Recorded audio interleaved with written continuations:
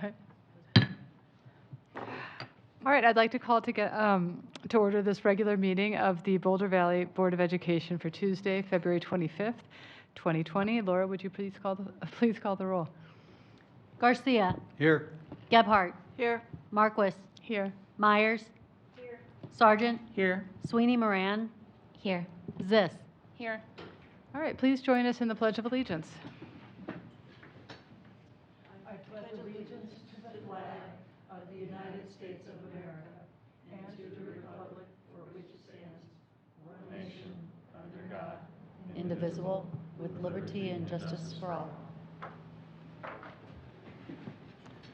All right, I'd like to remind everybody that the mission of the Boulder Valley School District is to create challenging, meaningful, and engaging learning opportunities so that all children thrive and are prepared for successful, civically engaged lives.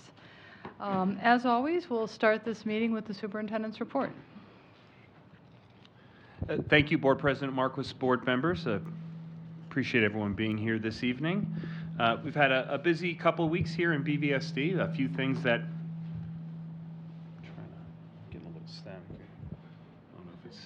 how to work that. A few things that I would love to touch on. First and foremost, seems to go away when I stop talking, which kind of trying to navigate that. I'm not sure how that's going to work in giving a report without talking, so I'll just do the best that I can. So last week we had our second site visit from our partners at the University of Virginia at two of our schools that we're partnering with them on, Alicia Sanchez and Columbine Elementary School. They'll be providing a formal report that I will share with the board over the course of the next couple of weeks. I just wanted to share with you the progress that's being made at those schools. Both schools are diving headfirst into the work that the Partnership for Leaders in Education, our partnership with UVA, they're diving head in, and I've got really great feedback and reports from those folks that walk the school, talk with leaders, talk with teachers, see what's happening, and give us a comprehensive report out around the framework for school turnaround. And so just wanted to share with you that they were here, and that was a very positive visit. I also had an awesome opportunity this week to speak to the Pathways to Teaching class at Centaurus High School, which, as a reminder, board members, we have these. We have a program at Boulder, we have a program at Centaurus, and this is a program that students. It's a rigorous college level course for students who want to become teachers.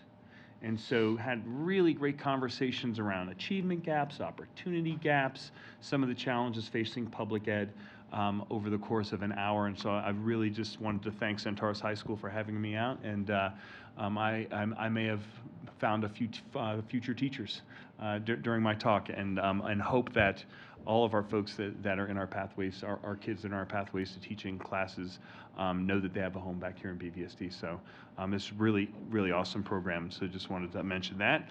And then finally, as if anybody's been paying attention to the news this week, you know that coronavirus continues to be in the news.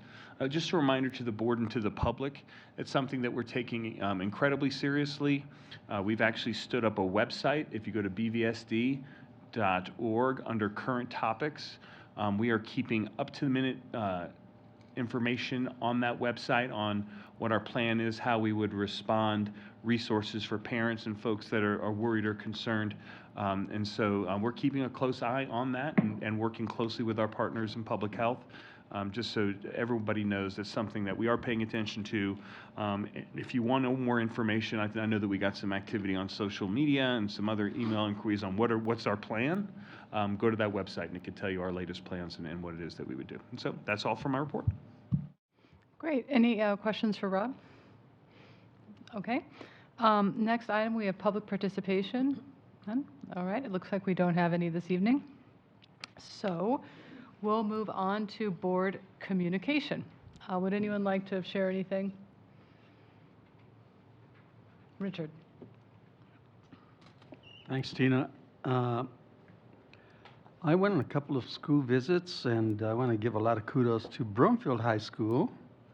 They're building a house, which is really wonderful. I mean, it's something that's hands-on, kids are coming out of there skilled and ready for the workforce when they get out of high school.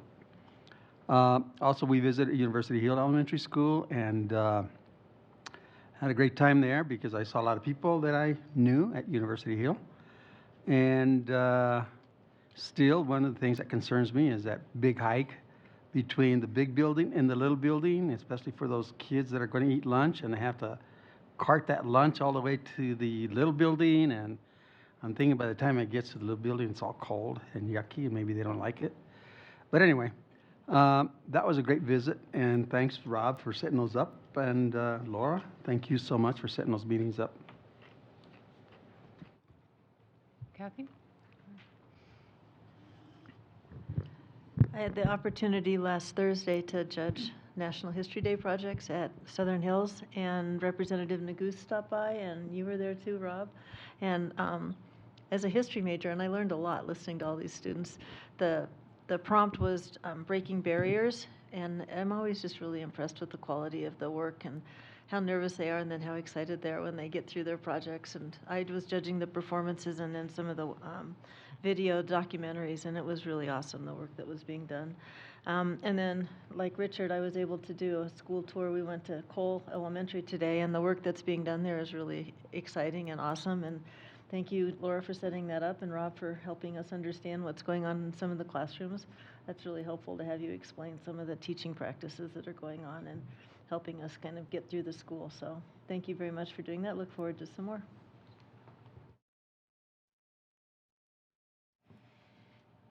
Yeah, on a similar note, I saw 3 schools in Broomfield and Uni Hill in the last couple weeks, and I won't repeat all of the things that were said about how great they are, but I do want to say that one thing that stood out across the board is that it's February, and it's a tough time of year for everybody. I think we're all feeling sort of cabin feverish and crazy, and in all the schools I saw, it was just everybody was having a blast. The teachers were in a good mood, the students were in a good mood, leadership was still giving 150%. So it was a really fun time to be able to see all those schools, and thanks to the folks who welcomed us there, and of course to the 2 of you for setting them up. Okay, anyone? Comments down here? Yeah, I also went on some of the school tours, and again, won't repeat, except that that house at Broomfield is so cool, and I think it's great that they're doing that. And I was going to judge a history day, but I had a brand new dog that I couldn't leave alone, and so I couldn't do it. All right, and I just had 2 comments. One is that this Thursday is a community forum where we're inviting our community to come together and give us feedback on how we can incorporate the perspectives of minorities and the experiences and histories of minorities in our civics and our history curricula. And this is an important part of legislation that was passed last year to help us develop curriculum that reflects our diverse student population. It's a great opportunity to come, and I'm hoping that a lot of people do come to share their viewpoints and see how we can have a better curriculum for all of our students. And the other piece is we were going over the budget. I can't remember what the budget exercise was called last week or 2 weeks ago, but I was struck, and I just wanted to point out that I think it was around $13.2 million of the dollars funding the programs in our district are grant funded or coming from nonprofits. And it's just amazing how big the gap in funding and how lucky we are to have all of those grants. We wouldn't be able to do the work we could if we just used the budget that we had from the state. And you also consider all the local taxes. So, we are thankful for all of these organizations that have decided to invest, and that they've decided to invest in the Boulder Valley School District. So it was just something I thought about after that presentation that I wanted to point out. So then the next item is our first information item, which is 6.1 measures of student learning.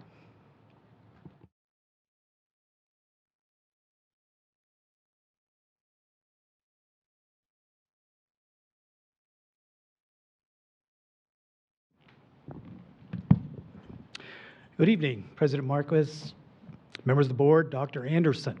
It's a pleasure to be here tonight to give you an information item on the measures of student learning. But before I do that, I'd like to give you a little context as to why we're here. The law, as you know, SB 10191, Effective Teachers, Effective Leaders, was implemented in 2011. Okay, since that time, Boulder Valley has done an evaluation with its own model. There is a state model, but Boulder Valley does its own. And since that time, one of the components that's been missing is the measures of student learning, the student growth model that calculates the professional practice side of the evaluation and comes up with the final rating. So since that time, we've gotten some word from the Colorado Department of Ed, and I think you have a letter before you that was just delivered yesterday by the Colorado Department of Ed, basically saying that we're out of compliance. However, it's nice to know people within the system, and it's nice to know how we can get things done. So as I met with CDE around this topic, we were given some grace time to actually start implementing this. So we were given a year, starting this last fall, to be implemented this first full fall.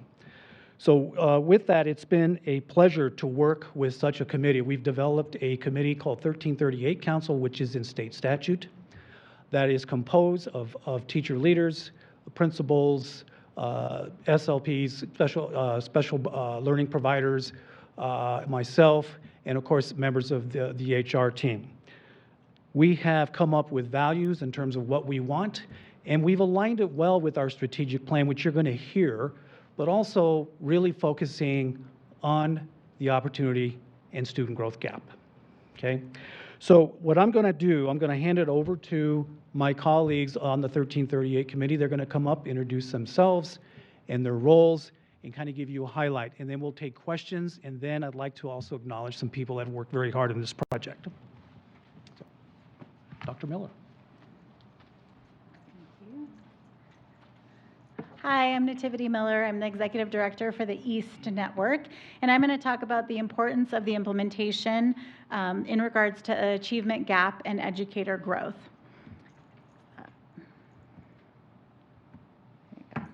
As a committee, we believe that it provides a timely opportunity for both the principal and the teacher to address the achievement gap and extend opportunities for educator growth. We also believe that it provides a system to look at the data when the gap occurs rather than waiting until the end of the year. We believe it provides educators strategies and support to address student need throughout the year, as well as drive professional learning opportunities. And we also, it also provides principals guidance for professional learning in regards to the professional standards. So principals can identify themes that their building needs and work to create professional learning opportunities as well as goal setting.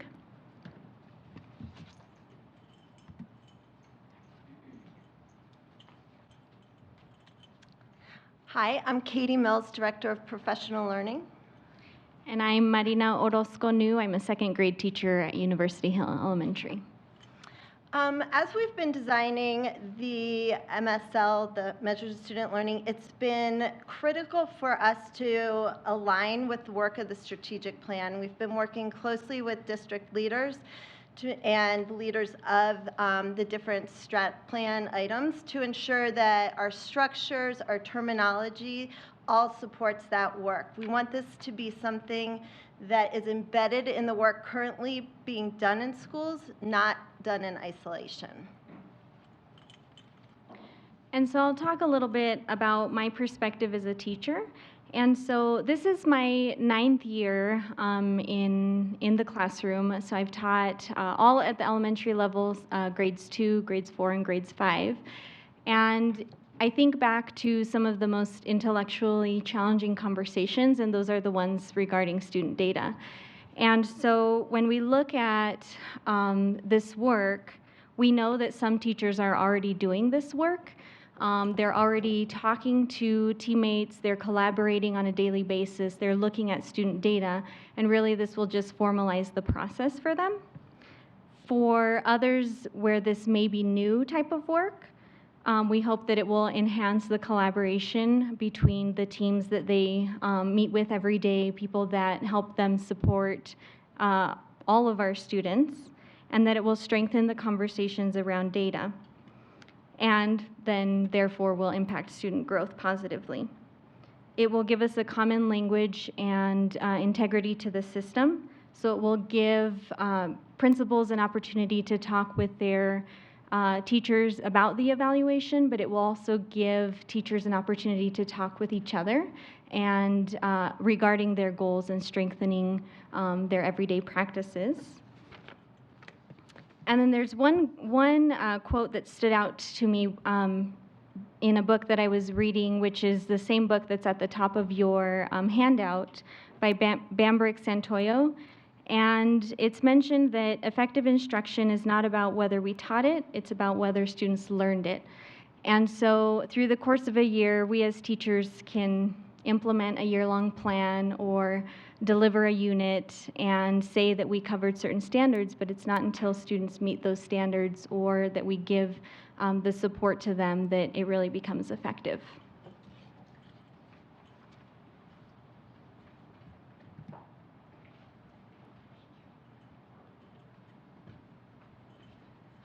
Good evening, everyone. I'm Courtney Cabrera. I'm a professional learning specialist charged with this lovely work of evaluation.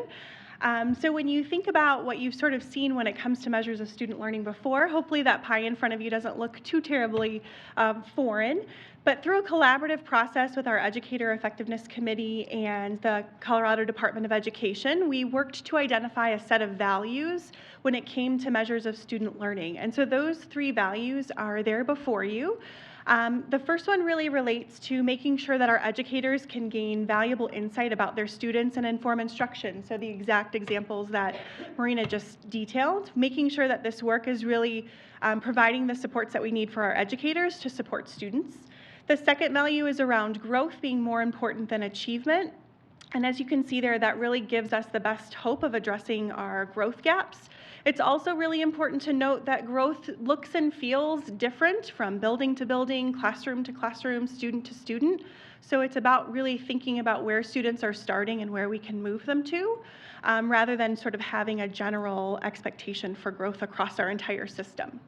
And then the last value is really about making sure that measures of student learning is helping our educators in the day-to-day. So the fancy words up there are about embedded in the teaching and learning cycle, but really thinking about how do our educators in their day-to-day think about their professional practice and how that's impacting kids. So those 3 values really helped our Educator Effectiveness Committee identify what we wanted to put in our framework, which is on my right half, I think your right half as well, of the pie. So we have that 50% professional practice, and then we have our 4 measures that the committee has selected. So the first measure up at the very top is 12.5% related to the district performance framework growth gaps. So really, really focusing in on that value of all together for all students and thinking about where are our growth gaps as a district. The committee felt very, very passionately that we all play a role in thinking about that growth gap and how we support students in closing that. The other 12.5% that you can see up there is related to the school performance frameworks. And specifically the growth gaps that are found in each building. And we recognize that the growth gaps in each building look and feel a little different. So the framework was really built to honor that what some buildings are focusing on may or may not be the same as other buildings. And then the 15% measure really focuses on that individual teacher in their classroom. So thinking about current year data and what they're supporting students in learning and growing in. And then the last measure is around 10%, really thinking about collaboration. So the committee really said, we value collaboration here in Boulder, but we recognize that it looks and feels a little different in each building. So thinking about how we collaborate together in each building to support students is what that 10% measure is really all about. So that's that framework that the committee worked collaboratively to develop with the Department of Education. And I'll let Katie talk through our timeline. And this is an updated version of our current timeline so that we will be ready to implement in fall of 2020. Over this fall, 2019, the 1338 committee met to design the percentages, and we also started gaining feedback from teachers. We've spent a lot of time trying to get out in front of the teachers. We've met with BVA and the AR reps several times, and we're going to their monthly meetings just to answer questions and try to be as transparent and supportive with the process as possible. We're excited to announce that we are starting 3 pilots, one at Platt Middle School with Principal Brooke Dare, who's here, Monarch High School, and also Ryan Elementary are pilots. And our goal of the pilots is to test out some of the resources we've created, to see how they are when we put them in action with teachers and evaluators, and to see what feels good, what do we need to adjust, what feedback can they give us. This summer, we're working closely with the area superintendents and executive directors to create a comprehensive training plan for our principals and our teachers so that we can support them over the course of the upcoming year. And this will be an ongoing professional learning and development for all of those our stakeholders. And then we will be ready for full implementation in fall 2020, and this will be part of the teacher evaluation ratings in spring of 2021.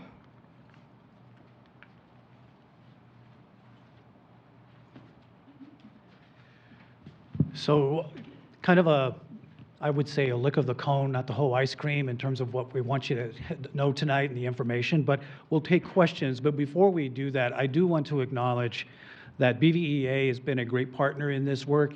I know Patty and Terry are back there sitting, and I really want to acknowledge their support and their partnership with this.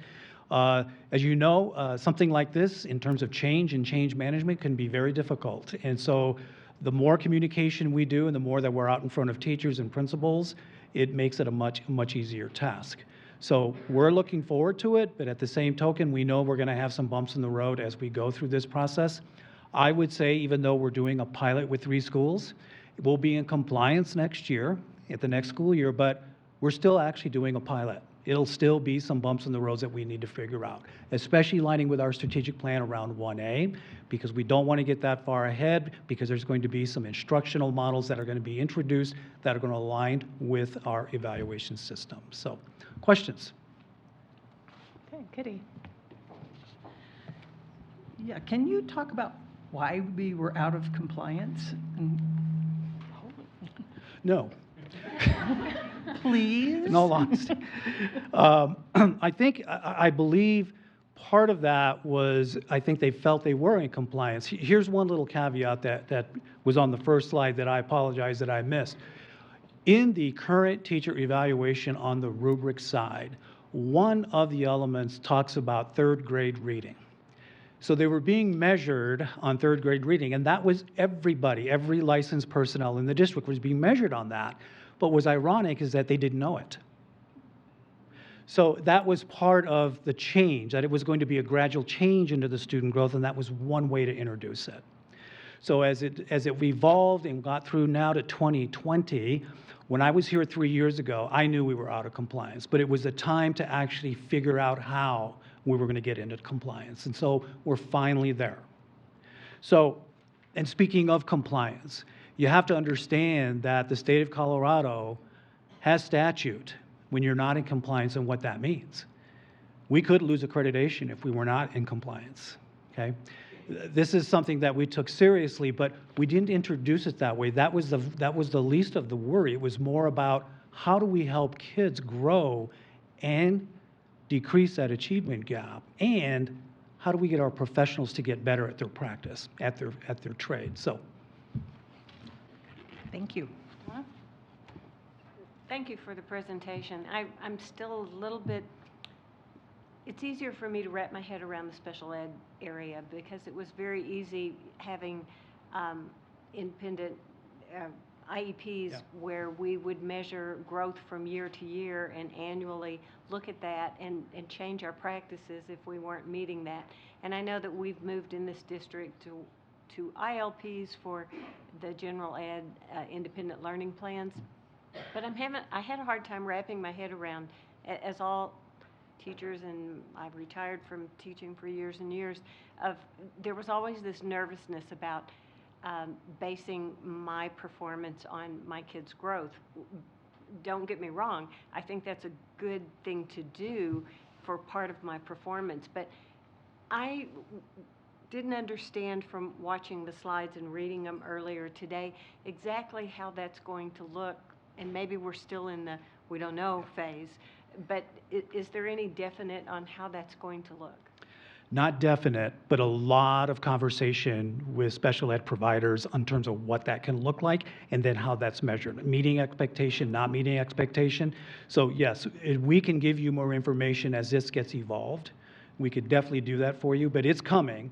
But right now, we're in that preliminary stage of the planning, and then that'll start the implementation in this change process. So great question, because I knew that I was going to get a question like that, and I'll tell you, because you're anxious to know what that can look like. We are too. We are too, and so we're really, really anxious about that, but we can give you information as we go through this whole year, and then next fall, we can start talking about maybe another session where we can actually do that and give you that information. And that's where the teachers sit. They're anxious. on Absolutely, absolutely. Other questions? Richard? The same question applies, thanks for the presentation, by the way, but the same question applies to your bilingual education schools and also your teachers that are working and teaching children that have another language as their first language. I'm trying to get my head wrapped around that in terms of how that's going to work with those particular teachers, Yes. because it seems to me that, and also your free and reduced lunch kids, because if you look at the gaps, it's usually between the FRLs, the English language learners, special ed, and your general population. And so how have you figured that one out? And the other question is, why isn't a bilingual school part of a pilot? Okay. Nativity, you want to? I can answer, but do you want anything to add? So let me take the first one, Richard. One of the things about this model, it's not about comparing schools with schools. Every school will have, as you saw the pie chart that Courtney presented, every school will have a different kind of pie on the individual measures of what they want to use to show growth of the kiddos, right? So it won't make a difference if they're a bilingual teacher or not, because best practice will be best practice. However, the vision later on is to look at our rubric. This year would be way too much to do that. And with 1A in the site, as our site, taking a look at that rubric and making it more culturally responsive is something that is one of our visions and our goals in this committee for next year. We're actually studying a book by Dr. Salazar over at Denver University, who's actually can take a rubric and take it through her model and show if it's culturally responsive or not for bilingual kids, for kids in free and reduced lunch, all kids. So your question's a good one, but it's premature for us in terms of what we know now and what we'll know in the future. This will not be a fix next year. It'll be our first attempt to get into compliance, but then to learn some things as we go along the way. Do you have any of that? I think one thing that can help people understand how it looks when you're with a principal and with a teacher may be able to help address both. But if you look at the individual educator selection, so for example, a teacher at a bilingual school could choose their language trajectory scores, could choose their access testing as their measure. So part of what we're going to work with the principals on is coaching them to meet with teachers about where the starting point is for their kids. So for example, Marina might choose access as her individual measurement to measure the language goals and all the WIDA goals and all those types of things. The same thing would happen for a special ed teacher. They're actually, I feel like, the most ready because they already progress monitor pretty consistently. And so that conversation, for example, a teacher who's teaching special ed might choose a group or groups of students and use their IEP goals as their individual measure. And so what, in my opinion, what helps a teacher grow is that the principal and the teacher are having those conversations more frequently so that when the gap occurs, if it occurs in October or November, I as the principal can have a collaborative conversation with my teacher to identify what strategies do we need to change, what grouping do we need to change, what skill set might a teacher need that they don't currently have, and I can do that in October and November rather than waiting till the end and saying, wow, they didn't make it. So that is where I feel like the practice starts to shift with that ongoing collaborative conversation, and then it also addresses and it helps principals and teachers meet students wherever the onset is, and it could be language, it could be math, it could be English, it just depends, and they will have the ability in that individual educator to, with some guidance from the principal, to choose. Does that make sense? Okay. Any other questions? Lisa? At the conclusion of this mini pilot and before the full implementation, will we get a chance to talk again to see what some of that actually looked like in terms of what the choices were and maybe just to see a little bit more clarity and to delve a little deeper on how it worked out? You want to do that? Sure. Brooke could come up and talk to that, a principal at Platt Middle School.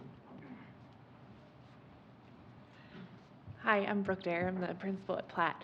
So we are just starting the pilot, so I don't have a whole lot of information to share with you at this point other than my entire staff is very excited to do this. They jumped in and volunteered and said, yes, let's go, let's try it out. So I imagine we're about 2 weeks in, so I would imagine that we could come back later in maybe April or May and give you specific details as to what measures teachers chose to use for their students and how we were in having those conversations. I can tell you from the couple of conversations we've started in the last 2 weeks that teachers are really enjoying looking at their practices in their classroom and picking measures that apply to them and that are meaningful for them. So they're picking, some of them are picking vendor-based products like AIMSweb or using iReady scores. Others are really picking rubrics and things that they've designed in collaboration with their teams. And so I think the choice that they have has also excited them, that they have the freedom to and flexibility to have some choice. And that has got them excited to collaborate with their colleagues on that. But I would love to come back and give you some specifics as to what they chose and how that turned out later in April. Kathy? So it's probably premature to ask, but how are you going to align when you find deficits or areas for improvement with teachers with professional development opportunities?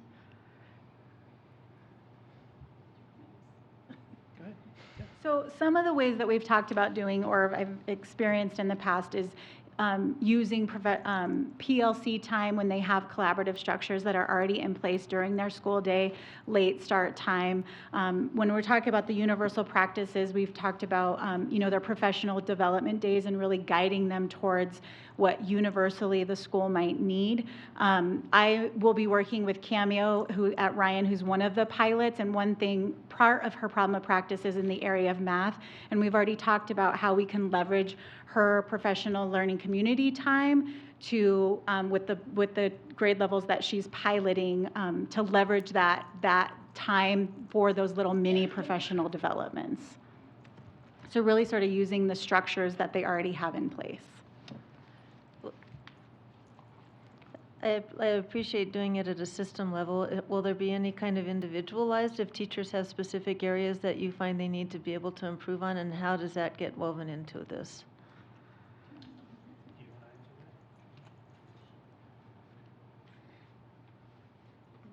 We'll go back to Brooke too. She's actually doing this and it's pretty amazing to see it. So yes, for professional learning, I think this will help us guide some of our decisions about what professional learning opportunities we bring in and offer to our teachers. In addition, the conversations that teachers will be having with their evaluators, building our capacity of our principals and our leaders to say, all right, look, this is a great book. Let's have a little PLC. You read this and let's reflect, and really trying to individualize it in their areas of need. Brooke, for example, is a perfect model in that her teachers are starting to do classroom visits where they're following one student. Feel free to jump in, following a student throughout the day. And so Brooke's model is that looking at your data, what are you doing in your classroom to support this student who you're following throughout the day, and what do you need? And so she's building her professional learning around these conversations. Do you want to add a little bit? Can we explain that? Yes. Okay. So a little more detail on that. So for our 3SM process this year, are y'all familiar with the 3SM process? Okay, and I'm going to forget what the 3SM actually stands for. School Strategic Support Thank you. Meeting Process. We reviewed that, I think it was a couple months ago. Okay, sorry, I live in the world of acronyms sometimes. So it's our school improvement process for this year. And so part of our work as a school and what we're working with within our network is specifically at Platt is building our capacity and desire and empathy around equity. And so we have spent time doing equity professional development with our whole staff, and then the next step is we're shadowing a student for the day, and one of the students that the teachers are shadowing have to be a student that are in one of our subgroups of populations. So a student with disabilities, a student on free and reduced lunch, a student of color, and so a second language learner. So that we can understand what it's like for them in our school for a given day.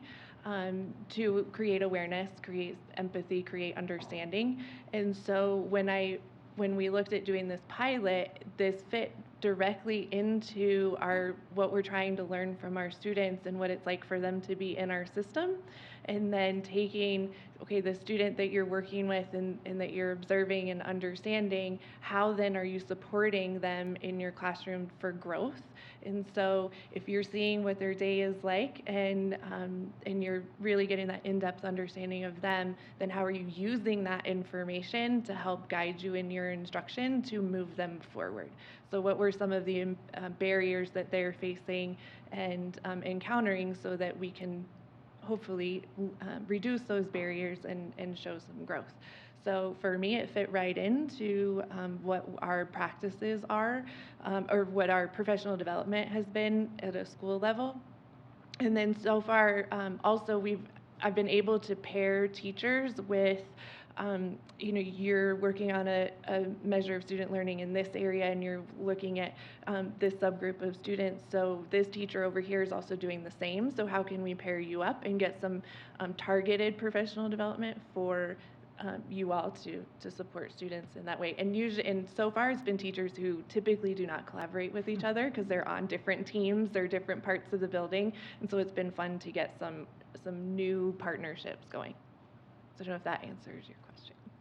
Thanks. Sure. I still have questions. Oh, Do you want to go to sorry. Richard? Go ahead.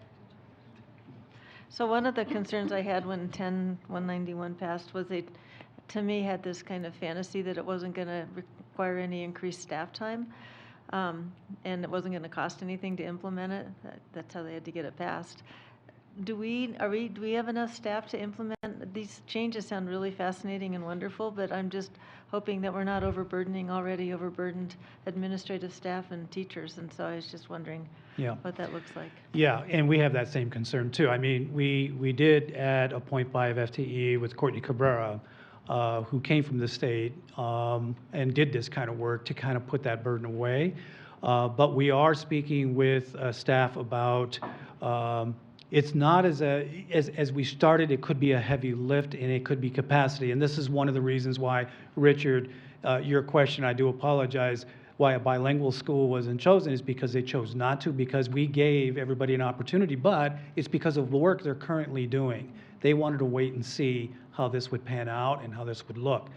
So your question, Kathy, yes. Do we have the capacity to see, wait and see? I believe we do.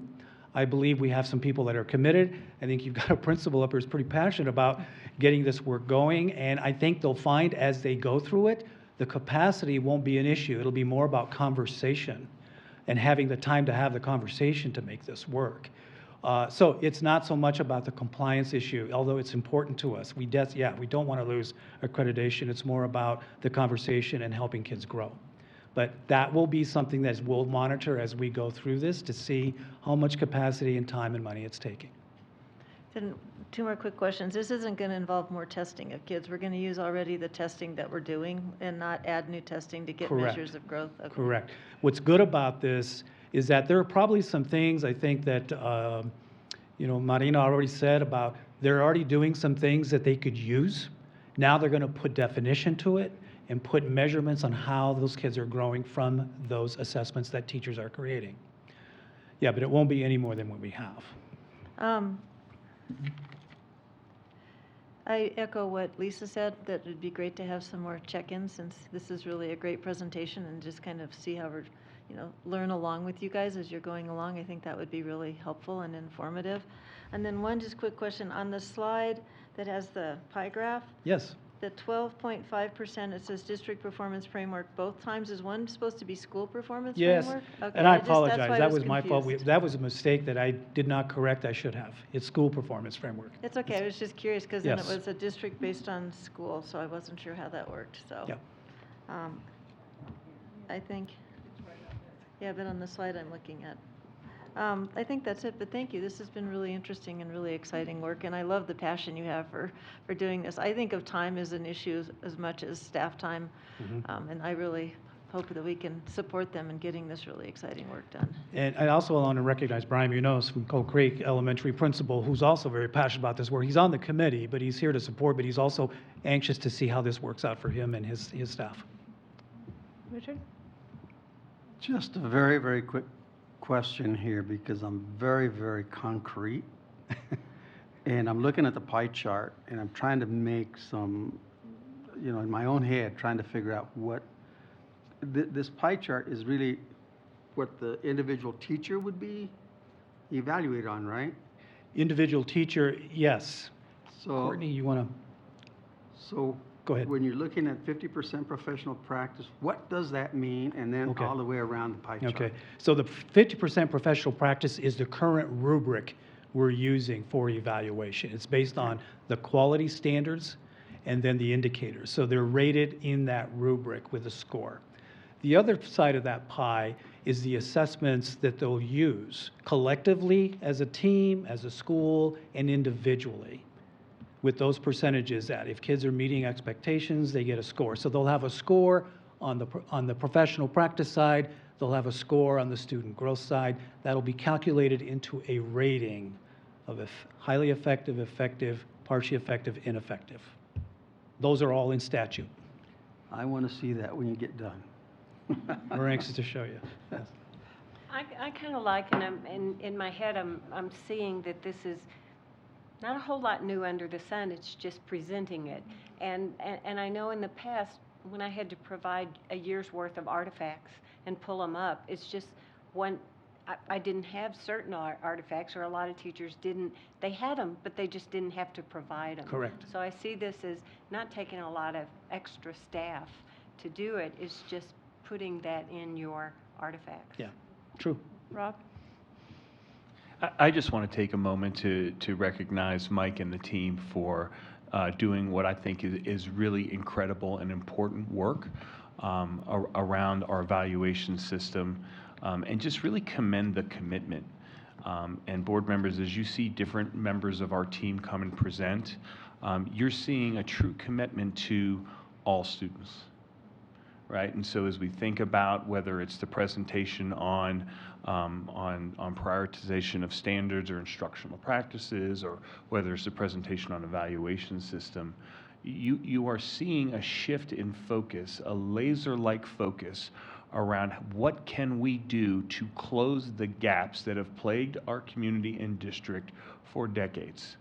And it takes this type of system change and focus and commitment, not just from this team, but from the folks that are working with our kids to really make those differences. And so when I see the work that this team has done, I see something that, an opportunity for continuous improvement for schools, for teachers, focused on growth, right? And I think, as I've told you, told this team before, you create opportunities to create growth that leads to achievement, right? And so if you want to get to the achievement, it's the opportunities and growth. So just want to commend the team for the hard work and meaningful work that they've done around this topic, and just very excited about the alignment you're starting to see and the momentum around focus for equity for every one of our kids. So I just want to thank you all for that.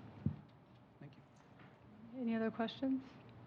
Yeah, and I'll echo what Rob said, and I'm glad you find a way to comply with 191. That wasn't just 50% CMAS and 50% the rubric. I think that's an option, and I like how you're able to find some balance within that and connect it to the actual schools and teachers so it feels more personalized.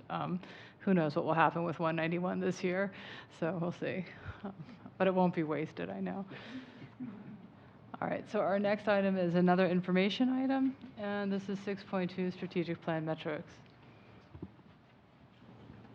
So board members, as Jonathan Dings comes up to present, he is going to walk you through where we are with our strategic plan long-term outcome metrics.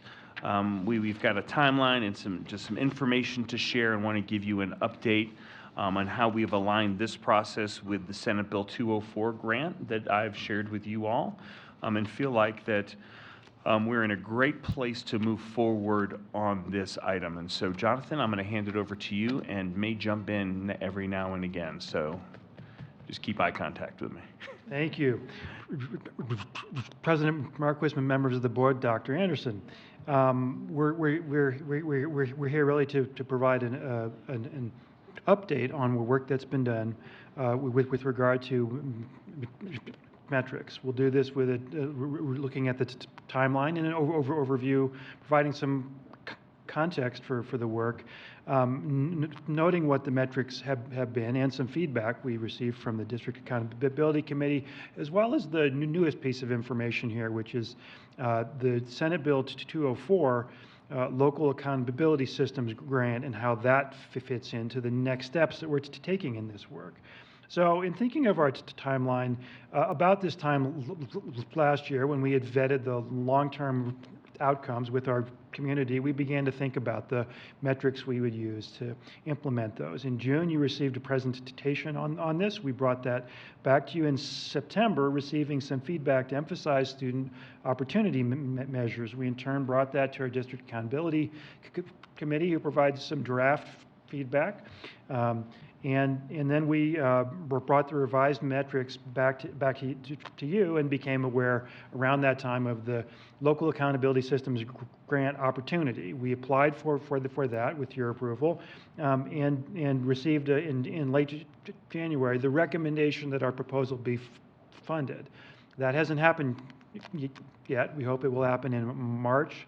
But as we're thinking about this, right, the context for our work is this long-term outcomes. The idea is that all students benefit from challenging and relevant educational opportunities. Our focus on opportunity there, with some measures too around reducing the disparities we see in achievement, and the post-secondary outcomes approach, that every student graduates empowered with the skills necessary for postgraduate success. The operative theory of action we have here really is, if we increase these meaningful opportunities and provide equitable access for all students to these opportunities, then we will accelerate student growth, which will improve achievement and reduce disparities. So as we think about this work, right, the work around achievement can be posed very much in terms of, if we operationalize this and get very, very specific and think of some of the measures that are used, for example, on the district performance framework and school performance frameworks, we can look at differences in mean scale score and median growth percentile for the groups of students noted here who have historically been underserved. We can then concentrate our effort not in making those metrics over again, but in looking at challenging opportunities. So we're right, by combining the district performance framework metrics with our strategic plan metrics, we would then look for long-term outcomes that improve for all students by focusing our work in terms of the opportunities and the access that's there. The metrics that we have will differ a little bit by individual school level, right? But this idea about closing the opportunity gap is the important one for us here, and we would propose indeed to be accountable for our improvement in the opportunities by group as measured using these kinds of metrics. This isn't new information. This is information you've seen previously in September, right, with metrics focused on learning opportunities, focused on school climate, and also focused on partnerships. And as we're thinking about these, right, we can add to these metrics. We can change the ones we have. When we think about them in tandem with some post-secondary success indicators, specific opportunities that students have on the way to improve their chances of post-secondary success, as well as some outcomes and credentials they can receive as they graduate, right? So what we did by taking this to the district accountability conversation was district accountability committee was to begin a conversation about, so here's some metrics ideas, and we got a very thoughtful draft memo back, taking point by point ideas about what we might do in these areas. And I would say that we have a valuable partner in our district accountability committee. I think that they gave very thoughtful feedback for our consideration, and are just very dialed in on the priorities of this board and this district. And so these were just some of the areas that they gave feedback. We're sharing you with we haven't touched the draft metrics based on the feedback, because we have a process based on our grant that we want to share with you in a moment. And so nothing has changed based on this feedback, because we haven't gotten to the point in the process where we consider this feedback. And so just to kind of clarify where we are. So the newest piece of context, therefore, is this local accountability systems grant, in which districts or consortia of districts were invited to apply for a not huge amount of funding, but a very good opportunity to have the Colorado Department of Education publish what our ultimate metrics would be alongside the performance framework, so that we would be in a way able to model what it would mean to take into account indicators other than student growth and achievement and graduation rate, dropout rate are the kinds of things that are on the school performance framework also. So the idea that we pitched in our proposal that would be that we would use opportunity metrics for accountability, very consistent with what we were asked to do, and focus on opportunity measures. The resources that we requested through the grant are some funds to pay for a research partner and evaluator, as well as some technical assistance, which would apply while Boulder Valley is the lead district on this grant. Others in our consortium would benefit also. The process we had in mind was one that would involve impaneling a committee of stakeholders to recommend metrics, right? And after we have some recommendations to be thinking about, we would have our research partner, who, if funded, will be the University of Colorado Center for Assessment, Design, Research, and Evaluation. They would research examples of the kind of metrics that we have in mind, right?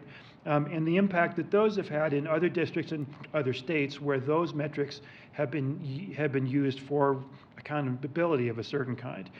CU cadre would then also, over time, research the impact of the metrics that we would look at in our district and the other districts. There's also a little bit of funding here to develop a reporting system with the hope of having something that ultimately other people could use to put metrics in a fairly presentable format, so that a visually sophisticated audience can look at the pretty school performance framework and then not look at something of ours that's a big step down from that. Yeah, I would say the power in this grant is that, and we're very excited. We're very excited for the opportunity to work with our partner districts, which again are Greeley, Gunnison, Canyon City. our partner districts.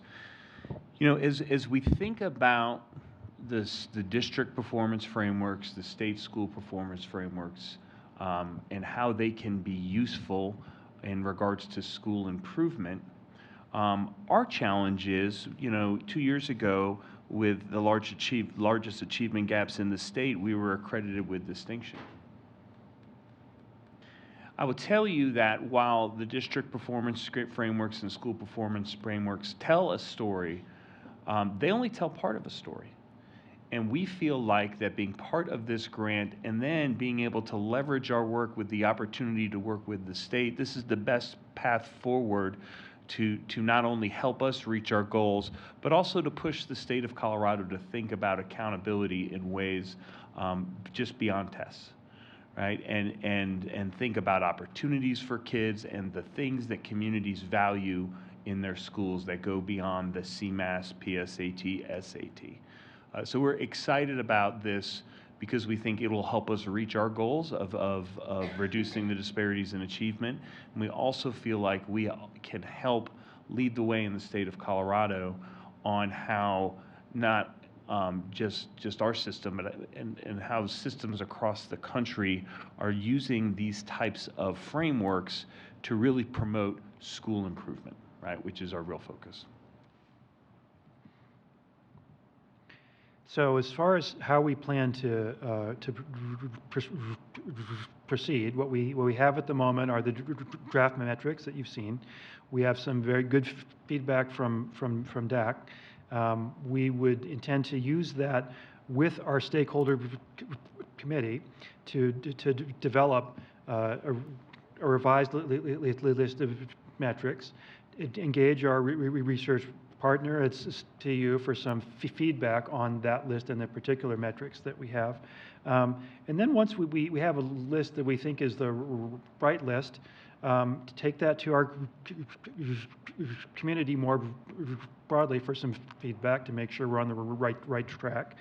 Then once we've done that, by the beginning of June, bring it back to the board. Working from there, we would then have metrics we can use with schools in the school improvement process for next school year. And I would say that with each of those arrows, expect a board check-in, right? Like, here's where we are in the process, here's how things are going, so we can make sure that we are in alignment. So when we bring what we bring to you in June is something that you all embrace and believe in.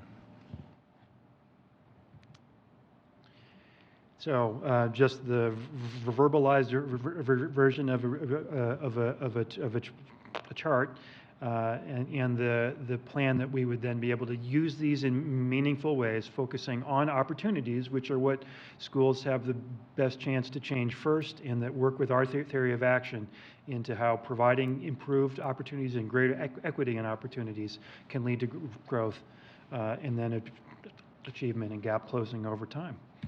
We stand ready for your questions. All right, thank you so much. Who would like to start?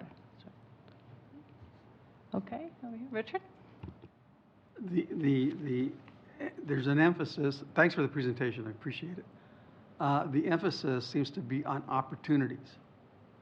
And I guess I'm trying to wrap it around my head in terms of what is the definition of an opportunity, and what are some concrete examples of opportunities that currently exist in our system, and what would an opportunity metric look like? So, board members, as I think I have been sharing with you, we've been getting some really great concrete examples from our Latino Parent Advisory Council on making sure that there's equitable opportunity and making that visible. So some opportunities, and Jonathan, if you go to slide,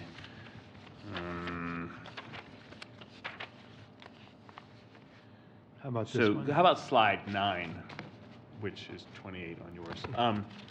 So this idea that you go into AP and IB classes and they're predominantly white, right? And we're not seeing our students of color, we're not seeing our students on free and reduced lunch. You know, that should be something we should be focusing on, right? When we think about the kids who are being not having access to general population and are being pulled out more than 80% or more than 20% of the day.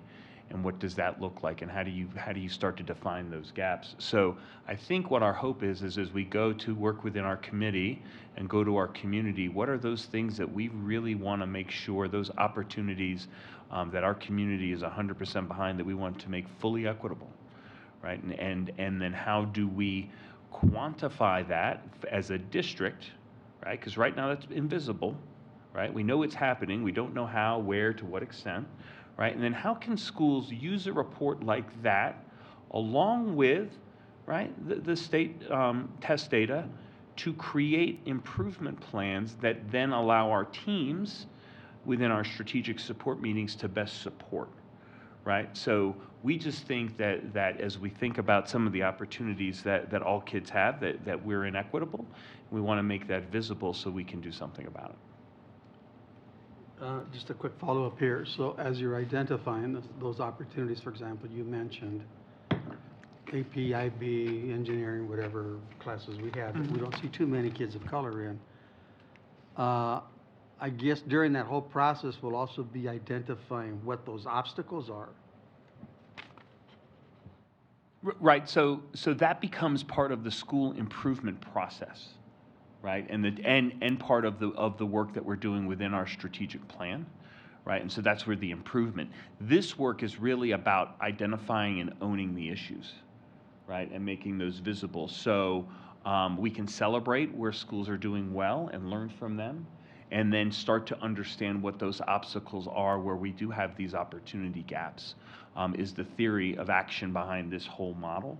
But if we want people to improve, we've got to show them where they're at, right? And then we have to really rally around what is the work that we need to do to improve that. Okay, Lisa?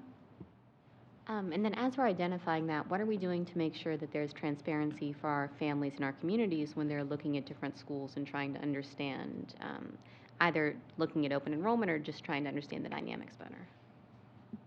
So we don't envision these as secretive documents, right? We envision these as documents that school advisory councils have and use, and we're able to share. And so as we think about this information, being able to share where all of our schools are at, I mean, it's the whole premise behind the district performance framework, school performance framework idea of the state. So our idea would be that these would be visible. Sorry, just to follow up. I mean, I feel like we have a lot of documents that are available, but that doesn't mean that our community really knows how to access them or how to understand them. So I do appreciate what you're saying, and I'm also wondering if we're going to go a step further in making sure that this information is accessible in a way that anybody who wants to understand more about what this looks like has a centralized place where they can go and look at it and has the information, sort of presented in a way that makes sense. So if you're a parent of an incoming kindergartner who's maybe a free and reduced lunch and an English language learner, where can you find out what your school looks like in a way that's easy to understand rather than having to hunt through documents on board docs? The step after the process, if you go to the flow chart, Jonathan, really becomes, once we have that, how do we visualize it, right? And what does that look like in a way focused on school improvement? And so that's where I think that your answer to your question will be answered is the visualization piece. Jonathan, do you want to talk a moment about kind of how that work will evolve? Yeah, so we will we'll want to implement metrics over time. It may be that in our first summer of work at this, we can think of more metrics than we can provide with data that we're confident of, and in a way that visually makes sense to publish. So our aim, though, really is to eventually make this into documents that look good enough and are sufficiently well documented that somebody could see these alongside a school performance framework, and hopefully too on these that they will be not in super complex metrics. I mean, if we talk about what's the percentage of students who are achieving below grade level, who took advantage in the last year of an opportunity involving after school or over summer or on the weekend provided by the school, that kind of a percentage metric, while it does take a little mouthful to explain it the first time, can be shown and can be posed in terms of, does it look the same for all kids, for example, as it does for kids who are eligible for free and reduced lunch. So in those kinds of ways, we would hope to have metrics that makes sense, can be shown in terms of the gaps in opportunity, and that focus a good conversation on, okay, why aren't the opportunities the same across schools, or what can we do to help improve the number of kids who can take advantage of the opportunities that are there. Thank you. I'll look forward to seeing more. I appreciate it. Okay. Oh, I was already there. Kathy? I just want to say thank you. I'm hoping that this helps us change the conversation that we've been stuck in for so many years about our failing schools, and to engage our community in what really is going on in our schools and what they'd like to see going on in our schools. So thank you for digging in and doing this work. I think it's really exciting. And like the rest of the board, I look forward to hearing what we're going to be doing in June. So thank you for keeping us up to date. Yeah, I just had a couple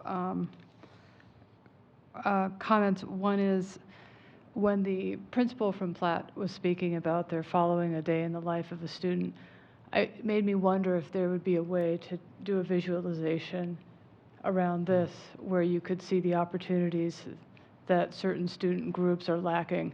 And it might be a different way of telling this story over time, so that we understand why an accountability system based on opportunities makes sense.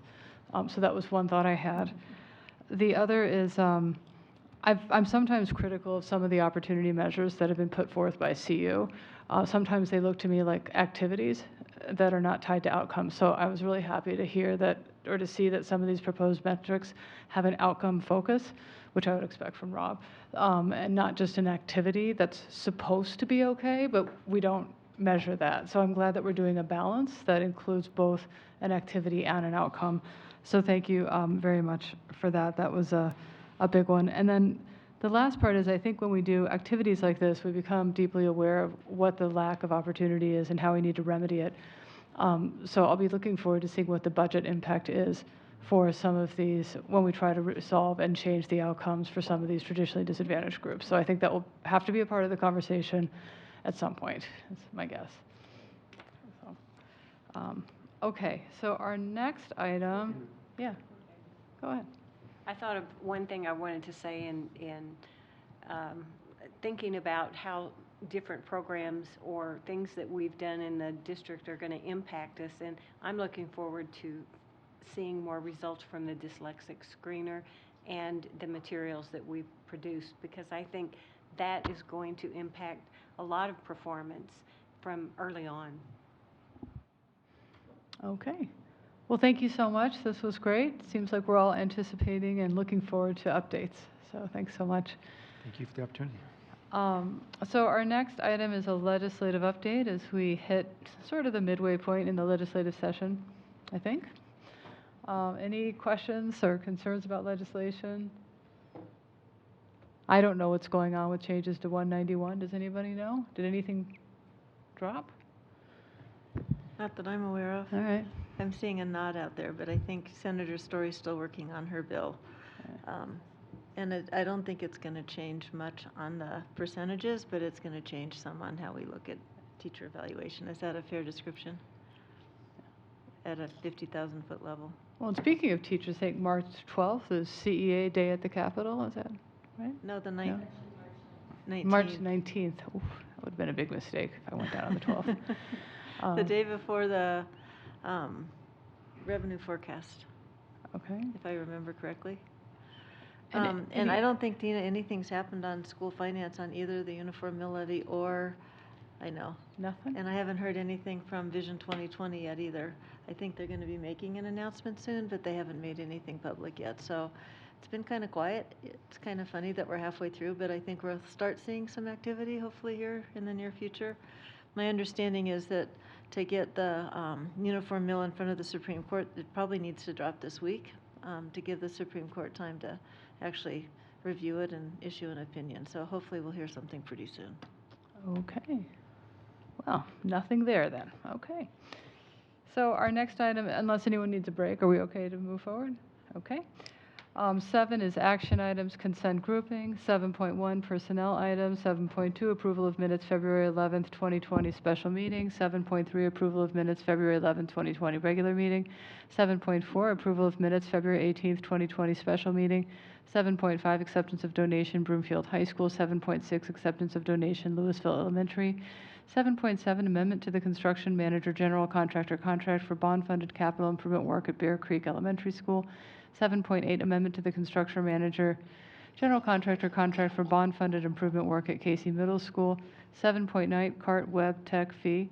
7.10, closeout to the construction manager general contractor contract for bond-funded work at the bus maintenance and transportation facility. 7.11, closeout to the construction manager general contractor contractor for bond-funded work at Fairview High School. 7.12, Presidio agreement for Palo Alto firewall equipment, support, and licenses. 7.13, grant transportation, Charge Ahead Colorado Regional Air Quality Council 20. All right. Anyone want to pull any items? Stacy? 7.9, the cart to web fee. Okay. First, and can I have a motion? Anyone else want to approve anything, pull anything else? Okay, can I have a motion to approve? Richard, seconded by Kathy. Okay, and I'll just point out we have another grant on there that's keeping our district running from transportation. All right, Laura, do you want to call the roll? Garcia. Yes. Gebhardt. Yes. Marquis. Yes. Myers. Yes. Sargent. Yes. Sweeney Moran. Yes. Zis. Yes. Motion passes. Okay, so then we'll move on to 8 action items. 8.1, items pulled from consent grouping, and we have one item that was pulled, 7.9, cart web tech fee. Do we have a motion to approve? To start discussion, and then you can disapprove it. So moved. Okay. Second. All right, so let's discuss. Stacy?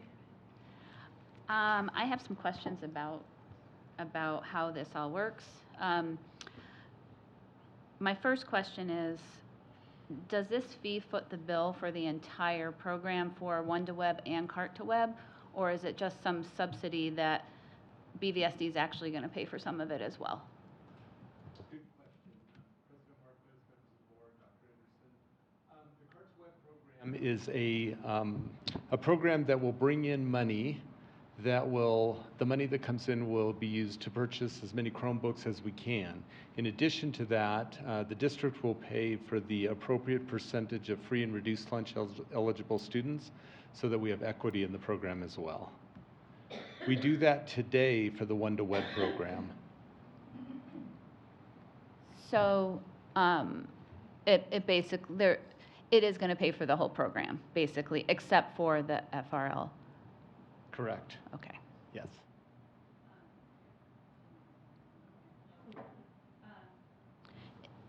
If this was not to be approved, what would happen at the schools that don't do one-to-web? So at we're only talking about Boulder High and Fairview because all the other high schools are already one-to-web. At those two schools, what they're doing today is using their technology tools money.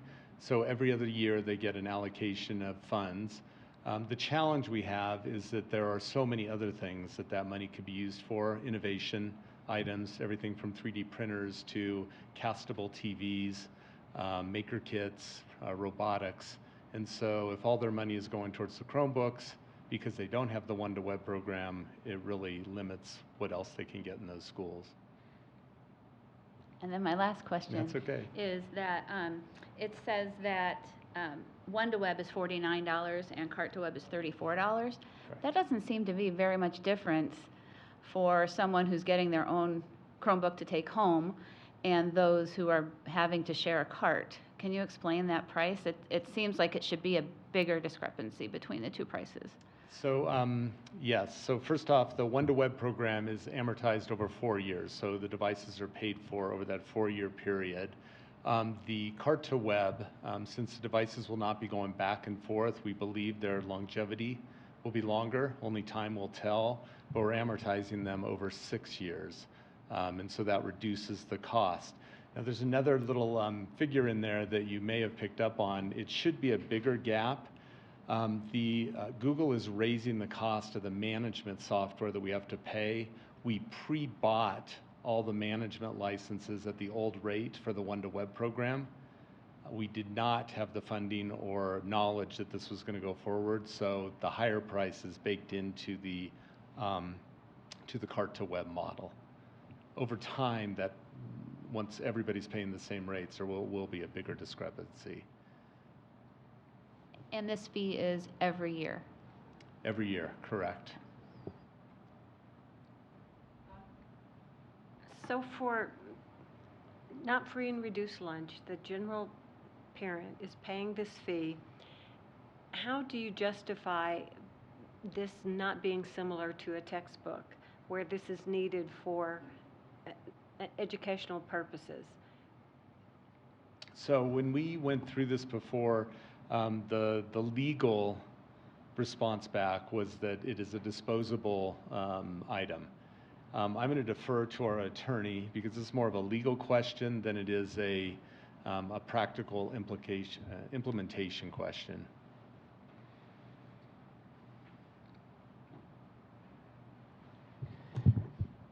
So we really don't have very much to, in the fee statute itself in Colorado. The language around fees, definition as to what's an expendable item or supply is really not spelled out specifically in the law. When the original one-to-web fee was processed by this board, we do have a legal opinion that identifies that because it's a consumable resource as an expendable item. So this is an extension of that analysis. Under the law, the board does have the ability to charge for textbooks should the board wish to do so.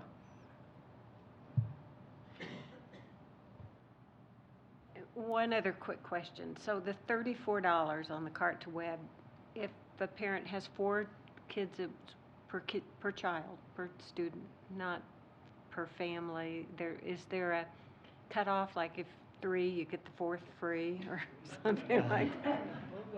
There is no volume discount because we're buying them. Now, the program, in a situation like that, I imagine the principals could make that judgment call. The reality of it is we buy as many Chromebooks as money there is to use to purchase those Chromebooks.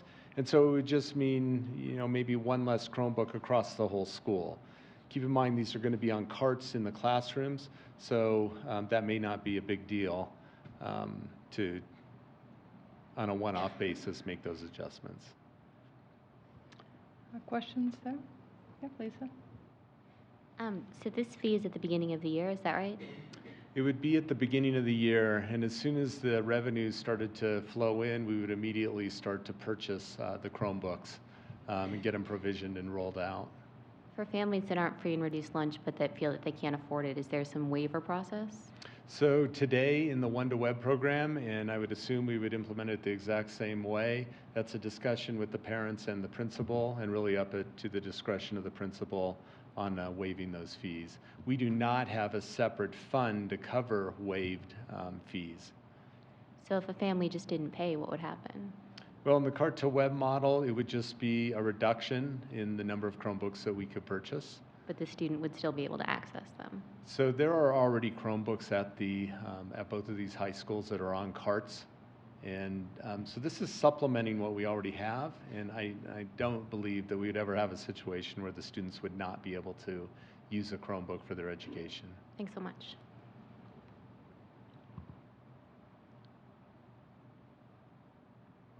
I said Kathy. I thought you were pointing to Richard. No, I shouldn't even be pointing. That's the point. Just for some of the board members who weren't here when we had this conversation a while ago with Fairview.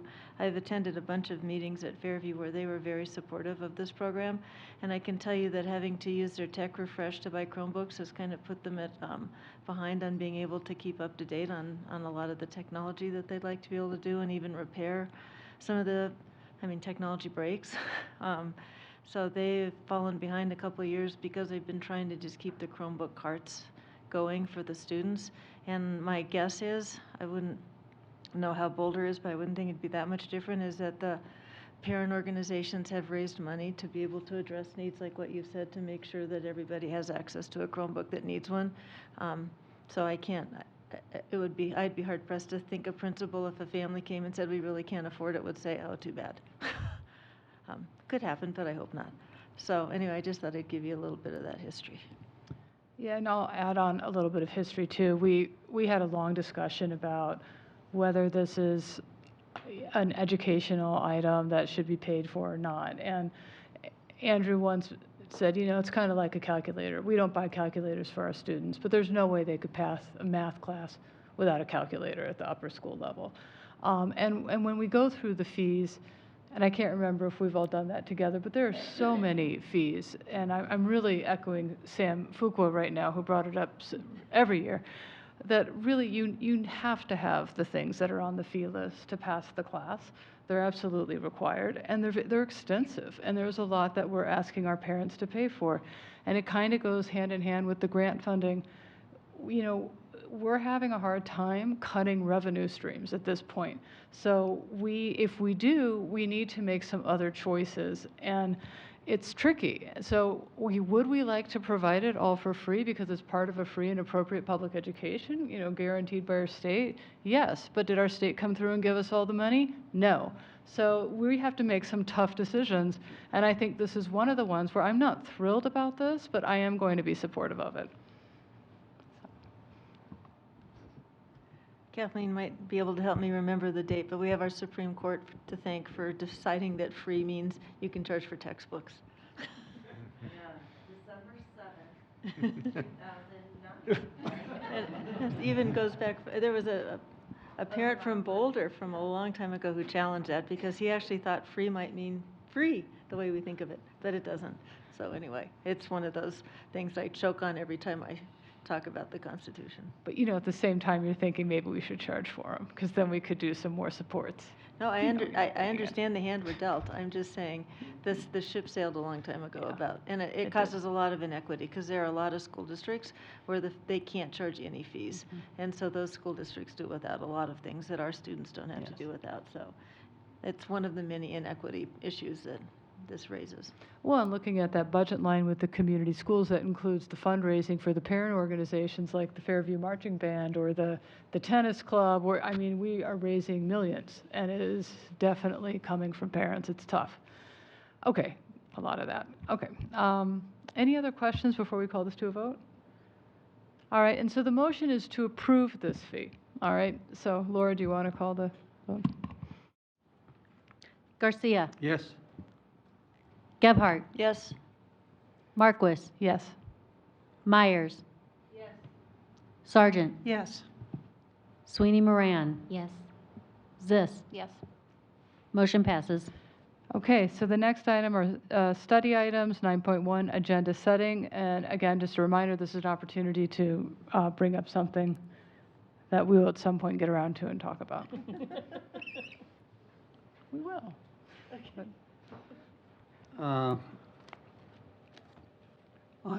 submitted an RFI requesting information regarding the disciplinary actions and suspensions for kids of color from each school, and apparently the answer is that it takes more than 3 hours to get that information together. So I'm meeting with staff this week to figure out how we can get that done.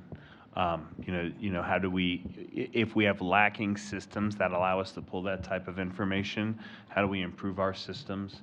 It feels like it's really pertinent information we'd be able to pull within 3 hours. And so meet with our team, and I'll get back to the board on what our next steps are with that. Okay. Other comments? All right. With that, I would like to adjourn the meeting.